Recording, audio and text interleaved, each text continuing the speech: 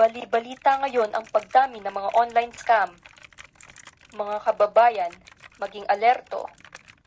Huwag magtiwala sa kung kani-kanino. Magpapasko na. Nakuha mo na ba yung mga bonus mo? Oo, kanina. Ikaw? Oo, nakuha ko na rin. Balak ko na nga mag-shopping eh. Ako nga din eh. May mga listahan na nga ako ng mga gusto kong bilhin eh. Uy, sandali. Nakita mo na ba yung post ni Ben?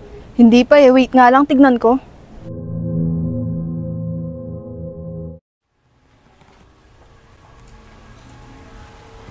O ano tol, natapos mo na ba yung link? Oo, kanina pa. O ito yung gawa-gawa kong MedCert. Picture mo na yan tol. Tapos na ba tol? O sige, post mo na yan. Yan, post ko na to ha. Sige tol, paldo tayo dyan.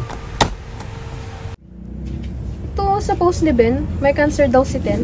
Hala, oo nga. Paano kaya tayo pwede magbigay ng konting tulong? Ito, may link sa post. Click na ba natin? Sige, tara magbigay tayo ng tulong.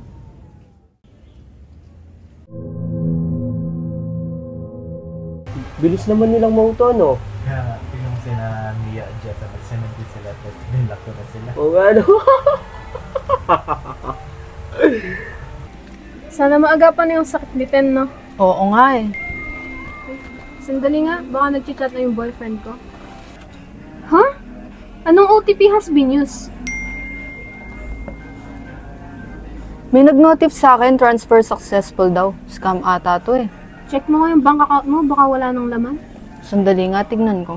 Tignan ko rin yung sa akin. Huh?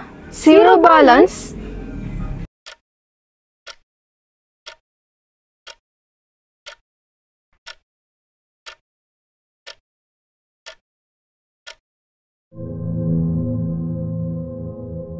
Bagong nagbabagang balita. 2 suspect sa online phishing ang nadakip ng otoridad.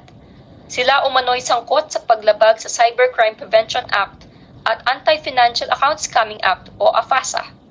Patuloy ang kampanya ng mga otoridad laban sa lumalalang banta ng cybercrime. Laban kontra online scam, tuloy-tuloy.